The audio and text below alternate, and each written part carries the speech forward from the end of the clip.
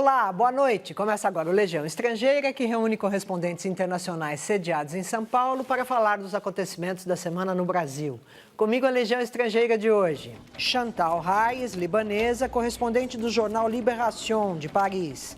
Verônica Goizueta, peruana, que trabalha no Brasil para o jornal ABC, espanhol. Carlo Cauti, italiano, jornalista da revista Affari Internazionale. Matthew Cowley, inglês, chefe da agência Dow Jones em São Paulo, que edita o jornal Wall Street Journal.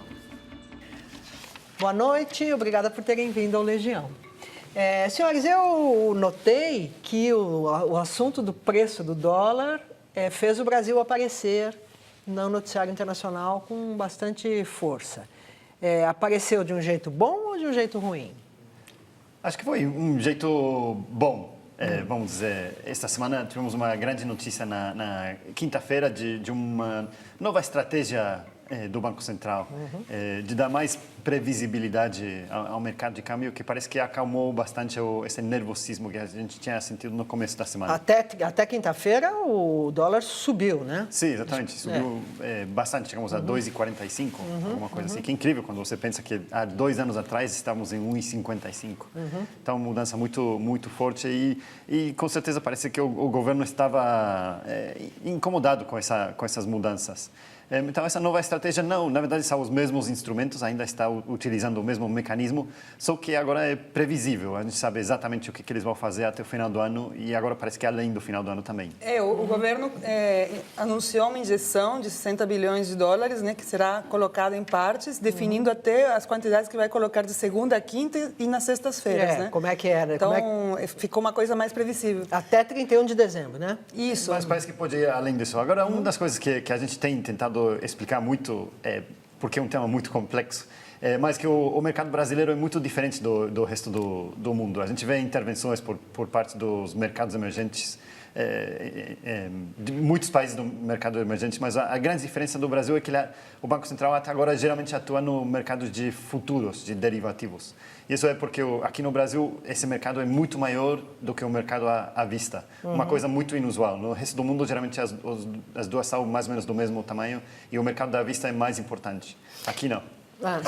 Fala. Para além da situação do Brasil, a gente pode ver que realmente o Banco Central americano, sinalizando uma mudança de política, acabou desestabilizando boa parte dos mercados emergentes, porque várias moedas emergentes derreteram. A gente tem um gráfico nesse assunto. Foram afetados pela mudança na política dos Estados Unidos, mas os Estados Unidos não mudaram a política ainda. Não, o relatório da FED, que foi publicado há poucos dias, que é da reunião do 30 a 31 de julho, aponta isso. Tem uma divergência até dentro da FEB, que foi na reunião do Copom deles, né, para decidir a taxa de juros.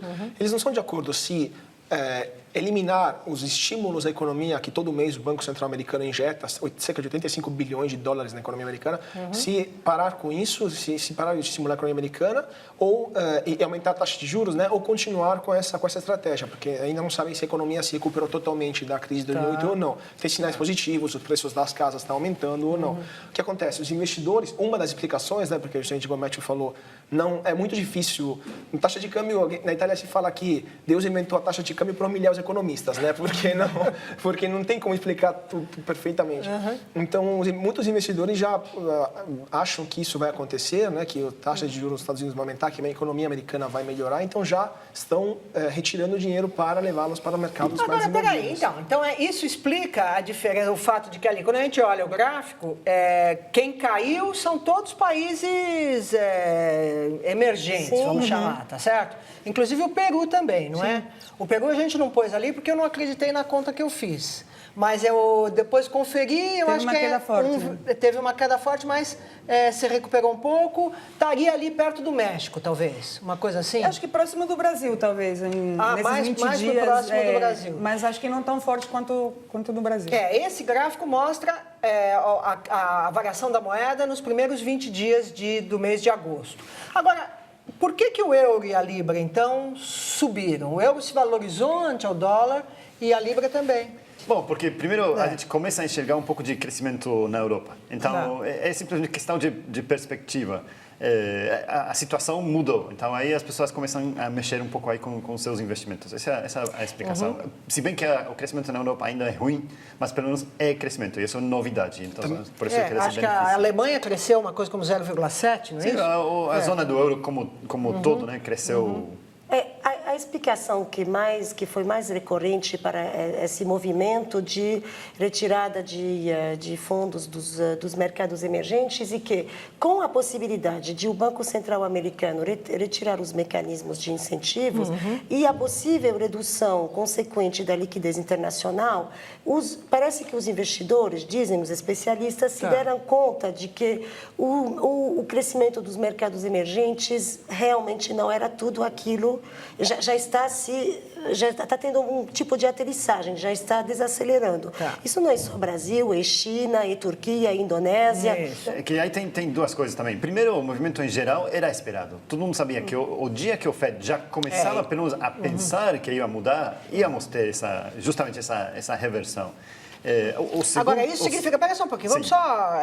a mudança de política do Fed é mudar a decisão que o Fed vem tomando de gastar 85 bilhões de dólares por mês comprando, injetando dinheiro, comprando títulos, né? do governo. Isso faz com que os juros nos Estados Unidos sejam muitíssimo baixos, talvez até negativos. Sim. Essa política que aparentemente vai mudar. Exatamente. E o que aconteceu com as taxas muito baixas? O que aconteceu? Todo mundo tomou dinheiro emprestado nos Estados Unidos a uma taxa muito barata e colocou no Brasil, na Índia, na China. Isso agora, é a liquidez internacional que a Chantal falou. Agora que isso vai mudar, então eles têm que repagar esses empréstimos que eles fizeram nos Estados Unidos. Então, nem necessariamente tem a ver com o Brasil nesse momento. É simplesmente os bancos e os investidores têm que devolver o dinheiro onde eles tomaram emprestado, porque já os juros lá vão começar a subir. Então, isso não necessariamente tem impacto específico do Brasil. Agora, a segunda etapa é justamente a questão do crescimento, que nem a Chantal estava dizendo, que justamente tudo isso é ainda pior porque tem essas preocupações sobre o Brasil especificamente. Onde tinha uma expectativa muito alta, né? Eu até levantei aqui uma citação do estrategista para os mercados emergentes, da gestora de ativos do ING, que é um grande banco holandês e segurador. Ele diz: o diferencial de crescimento econômico entre países emergentes e países ricos se reduziu rapidamente. Os investidores estão se dando conta que a China não poderá continuar a crescer no mesmo ritmo e que a liquidez internacional não será mais tão abundante. Ele continua, não dá para esperar também que países como Turquia ou Indonésia continuam com taxas de crescimento de 2 dígitos e ele diz também o movimento de ajuste está apenas no início. Os investidores continuam com otimismo exagerado sobre o crescimento de países emergentes e continuam subestimando o fato de que a moeda desses países está sobrevalorizada. Muito bem. Então, agora nós estamos passando de uma situação em que o Brasil estava com uma moeda sobrevalorizada e agora ela está ficando mais próxima, talvez, ao que seria esperado. Isso é muito difícil, né? Porque qual seria o dólar certo? O que vocês acham? Esse é o tipo de dólar que os exportadores pedem, né? E a indústria pede como competitividade. O governo também, né? Isso é uma coisa que eu notei, que alguns setores do governo, que são da área mais nacional desenvolvimentista, né? Acham que o dólar alto é bom para a economia. É porque acham que aumenta a competitividade, mas na verdade o que aumenta a competitividade são outros fatores, né? Isso aqui é só um paliativo. O que aumenta a competitividade ajuda, mas não é a resolução do problema. O que aumenta o risco, o custo do Brasil, né? É investimento em infraestrutura, é capital humano, menos impostos. O que eles poderiam evitar de fazer se o dólar continua sendo alto, né? Porque àquele ponto a mercadoria brasileira fica competitiva de qualquer jeito. Então acho que um dólar forte é bom para o governo porque evita muitos problemas, né? Dor de cabeça, né? Por outro lado, tem a questão do petróleo, né? Que é um problema também. porque a Petrobras está sendo dissanguada. Não sei qual é a palavra que você quer dizer. Estão tirando sangue da Petrobras, né? Porque eles comprando petróleo mais caro fora e vendendo mais barato aqui, é bom para a inflação, é péssimo para uma empresa, né? Para o resultado da empresa. E para o etanol, também para a indústria do etanol, porque deixa a gasolina com preço muito baixo, e isso afeta a competitividade da única tecnologia nacional. Exatamente, que poderia ser exportada para o mundo, porque é inovadora, é boa para o ambiente, etc. Bom, agora, outra coisa que apareceu essa semana é, por um lado, a mudança, a melhoria pequena do mercado de trabalho no mês de julho em relação a junho. E, por outro lado, a notícia de que, pelo 5º mês consecutivo, a renda do brasileiro, a renda média, caiu. Então, como é que vocês acham que tudo isso vai se combinar?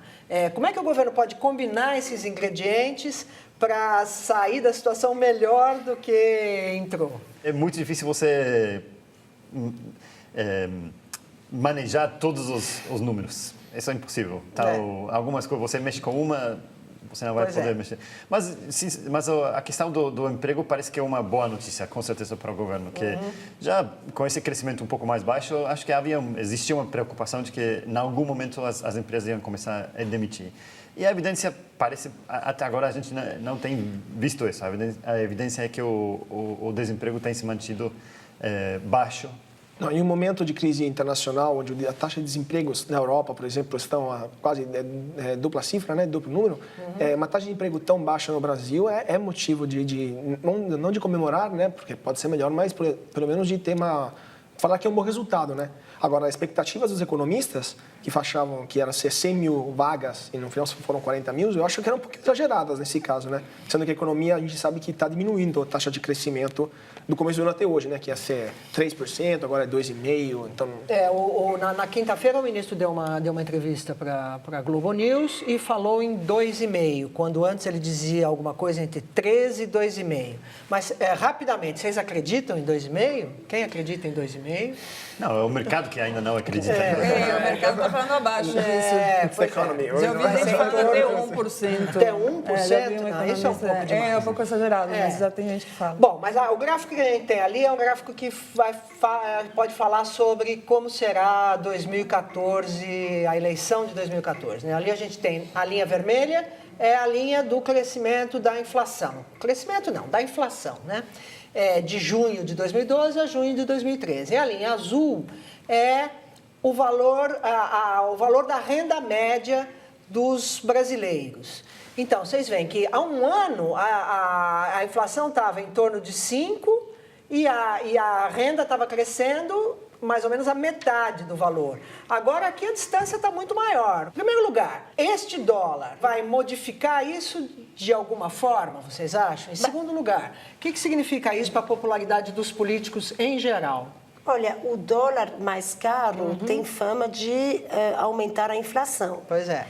Fama. O ministro também disse na quinta-feira que até agora não apareceu na inflação. Mas sabe como é o ministro Manteiga? Mas ele é otimista demais, como os investidores nos mercados emergentes, né? Só que a ficha deles começou a cair.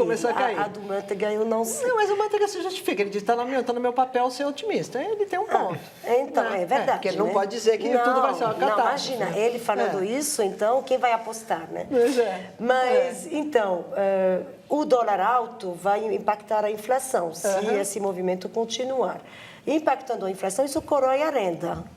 Então, não é nada de bom. Isso são dois ingredientes de impopularidade dos políticos, geralmente. E se esse movimento continuar desse jeito, não sei onde vai a Dilma, né? Pois é, porque uma questão é saber se esse novo preço do dólar vai ajudar a economia ou não vai ajudar a economia. Eu já ouvi gente dizendo que no começo, pelo menos, não vai ajudar. Porque esse efeito sobre as indústrias demora. Sim, e tem a questão da gasolina, né? Que é o aumento do preço da gasolina, que sempre é um aumento que gera uma cadeia de aumentos, né? Uma difusão com certeza. Porque, por exemplo, tem outros fatores do aumento do dólar que não vão impactar a população de baixa renda, por exemplo, né? Tipo, que não compra importado. Esses produtos importados que vão encarecer são de um consumo mais elitizado, né? Mas a gasolina é um negócio que vai pegar.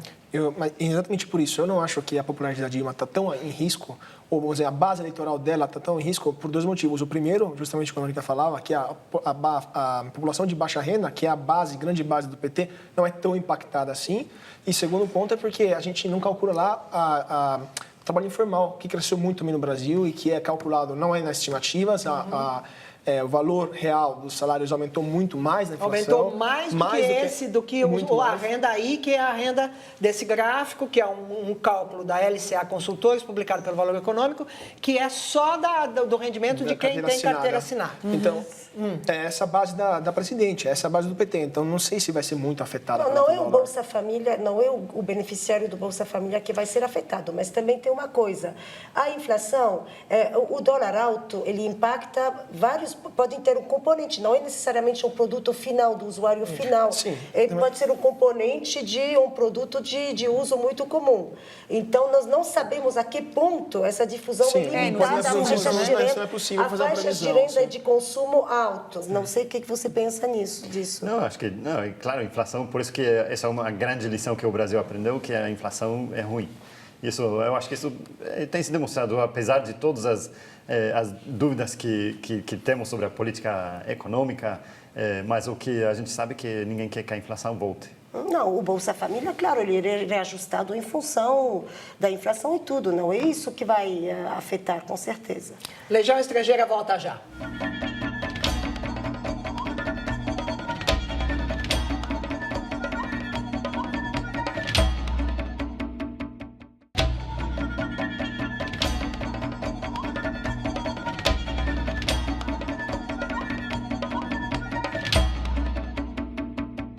De volta ao Legião Estrangeira, que repassa o noticiário da semana sob a ótica de correspondentes internacionais sediados em São Paulo. O Brasil também, se não o Brasil, um brasileiro apareceu muito no noticiário internacional da semana que passou, porque é o Davi Miranda, que está aí na nossa tela, sendo abraçado pelo repórter do Guardian, correspondente do Guardian, Glenn Greenwald, que fez a denúncia sobre a espionagem norte-americana via Edward Snowden. Muito bem. O que vocês têm a dizer a respeito desse caso? Primeira coisa, uma coisa que se pode notar é que o David Miranda teve de pegar avião para ser o mensageiro. Isso. Ele levou dados e levou de volta outros dados. Por quê? Porque eles acham que não tem segurança, não tem mais segurança nas comunicações. Exatamente. Agora, a piada que está circulando é que para ter segurança no e-mail é para não enviar e-mail. Isso é a primeira coisa que a gente pode ver, que hoje eles têm de viajar fisicamente para dar fisicamente essas informações. Segunda coisa, todo esse caso, ele levanta o debate sobre o que acontece com as liberdades individuais nas democracias, cuja base é justamente o fundamento da democracia é a proteção da vida privada, na era da tecnologia. Onde os estados se acaparam dessa tecnologia para fazer o que eles acham que seria a razão do Estado, proteção do território, dos cidadãos e proteção dos interesses econômicos. E com a imprensa também, né? Porque a imprensa também foi... Com certeza, há um cerceamento que eles né? estão... O The Guardian teve documentos e coisas retiradas, né? O mais engraçado no caso do Guardian é que... O Guardian é o jornal onde o Glenn Greenwald trabalha e que foi o primeiro a divulgar as informações do Edward Snowden. Mas o ridículo da situação é que os serviços de inteligência ingleses obrigaram o Guardian a destruir, supervisionar a destruição dos HDs que o Snowden deu. Só que o Guardian tinha cópia. Exato. Então, ele sabia... O Guardian ficou, no editorial, ficou estarrecido, dizendo que o governo não se deu bem conta de como funciona a era numérica, digital, entendeu? Eles podiam ter resguardado uma cópia. Agora, gente, uma das coisas que o Davi Miranda falou é que a detenção dele por 9 horas no aeroporto de Heathrow tem a ver com o fato dele ser brasileiro. De ele não... Eu não sei se ele está dizendo de ser de país menos desenvolvido ou se ele está dizendo não ser inglês ou não ser britânico. O que vocês acham disso? Verdade ou mentira? Eu acho que tem a ver mais com a questão dos documentos, né? A pressão dos Estados Unidos, enfim, ser brasileiro não, acho que não era importante nesse caso. Mas acho que o Brasil está meio chocado ainda com a história daquele estudante que foi morto na metrô de Sim, o Londres. Independent, inclusive compara o caso. Né? Mas não tem nada, não é o caso, não é esse o caso. Naquela época tinha uma outra atmosfera internacional, alarme de terrorismo muito forte. Nesse caso tem muito mais a ver do que ele carregava naqueles equipamentos eletrônicos que ele transportou, porque o que o governo britânico alega é que ele transportava documentos que podiam colocar em risco vidas de agentes ou de quem trabalhava com a inteligência britânica. Mas acho que ainda é muito difícil saber o que isso tem diretamente a ver com o terrorismo. Acho que isso é uma das grandes perguntas. Essa é a questão. Toda essa legislação que foi criada para combater o terrorismo está sendo utilizada para fins que não necessariamente, aparentemente, não são relacionados ao terrorismo. Bom, essa foi uma das surpresas que o David Miranda relata, porque ele diz, bom, eu fui preso com base numa lei, fiquei 8 horas, 9 horas com uma lei antiterrorismo e nenhuma pergunta sobre terrorismo me foi feita. Uma interpretação abusiva da lei. Agora, de terrorismo para terrorismo. Chantal, uma imagem chocante nessa semana foi a das crianças e outras pessoas mortas, possivelmente mortas por gás sarin na Síria. Até onde você acha que vai a escalada de violência? O ditador sírio, ele, primeiro, o ataque no gás sarin foi tão violento, ele foi numa escala tão inédita, porque dizem que tem 1.300 vítimas. Exato. Que no início, os jornalistas, quem teve contato com essas imagens, nem conseguia acreditar, achava que era uma montagem dos próprios rebeldes para acuar Bashar al-Assad. Porque no mesmo dia chegava a delegação da ONU encarregada justamente de investigar na Síria o uso de armamento químico. Várias explicações estão circulando sobre o que poderia ter levado o regime sírio a um ataque desse porte. Porque durante o decorrer do dia, com o acúmulo de vários vídeos, já ficou meio claro que foi o regime que fez esse ataque. O regime diz que foi um terrorismo internacional. Mas o regime não tem credibilidade nenhuma e ele tem credenciais de crueldade que vêm de longe.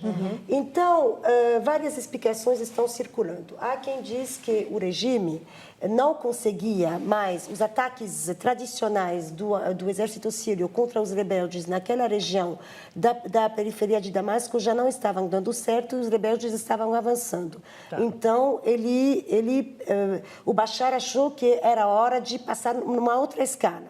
Outros dizem que simplesmente ele está testando a comunidade internacional, que não vai fazer nada. Ele está sendo protegido pela Rússia. Mas a Rússia mudou um pouco de posição, porque pediu que a Síria investigue, não é isso? Mas a Síria vai investigar, Mônica? Quem é que acredita que a Síria vai investigar? Pode pedir para fazer um jogo de cena, mas é muito claro que a Rússia é a blindagem do regime sírio na ONU. Agora, a pergunta que está sendo levantada agora é se não há outros meios, já que o Conselho de Segurança está travado pelo veto russo e chinês também, a China faz tudo o que a Rússia manda no quesito Síria, se não tem um outro jeito de agir, que seria uma intervenção fora da ONU. Aí os Estados Unidos não vão topar, porque o Obama ele está meio que saindo do Oriente Médio, acha que os interesses americanos não são tão ameaçados naquela região, então não vai fazer nada. Se bem que ele tinha dito, tem uma linha vermelha. Isso, passou a linha vermelha. Passou a linha vermelha do uso do armamento químico, a gente intervém. Última coisa que também vai aparecer, ou já está aparecendo no noticiário internacional sobre o Brasil, a vinda dos médicos cubanos. Vocês escreveram sobre isso? É assunto? Sim. Sim. E por quê? Qual é o interesse? Tem a preocupação de que se há questões ideológicas na contratação, mas há também o governo consegue provar, né, que os próprios médicos daqui não querem ir para os lugares, né? Então esse daí é o grande a grande defesa desse programa Mais Médicos, né? E que o fato de que também os protestos têm sido mais contra a questão dos médicos cubanos e não, por exemplo, contra médicos que vinham de outros países. Né? Mas isso não é porque os médicos cubanos, o governo brasileiro vai pagar R$10.000 por cada médico e o médico propriamente não vai receber esse dinheiro? Esse é um acordo que foi feito com a Organização Pan-Americana da Saúde, né? E, enfim, foi um acordo negociado e com Cuba as coisas funcionam assim. Né? Mas o governo tem garantido habitação, moradia e alimentação, né?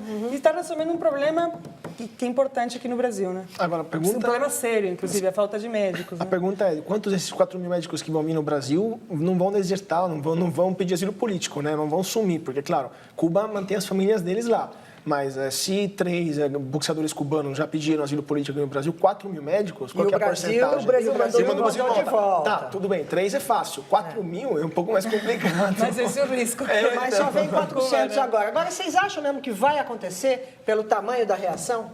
Vai, inclusive, eu cheguei a falar com professores universitários que já tinham ido a Cuba desde abril, que já estavam dando aulas, então isso já estava montado. Porque a primeira ideia era trazer os cubanos, Sim. Depois foi abandonada a ideia. Por causa dos protestos, mas era uma coisa que já estava pronta. Pois é, mas agora tem o Ministério Público do Trabalho, a Associação Médica Brasileira, o Conselho Federal de Medicina, etc. Reclamando, mas vamos falando em trabalho semi-escravo. Palavra importante aqui é Cuba, né? Se fosse de qualquer outro país, Então, não isso teria nenhum já problema. é. E, por exemplo, eu estava na Amazonas há 2 semanas atrás e lá eu fui para um vilarejo pequenininho lá e eu estava perguntando não sobre cubanos, mas sobre médicos estrangeiros.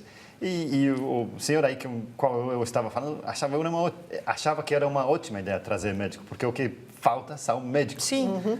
Então, se eles conseguem realmente enviar essas pessoas para trabalhar nessas áreas, tem 701 municípios que não tem um médico no Brasil. E os brasileiros não querem ir nesses 701 municípios. Nem os brasileiros, nem os argentinos, nem os argentinos, nem os colombianos, nem os espanhóis. A Legião Estrangeira tem que ficar por aqui. Até a semana que vem. Muito obrigada.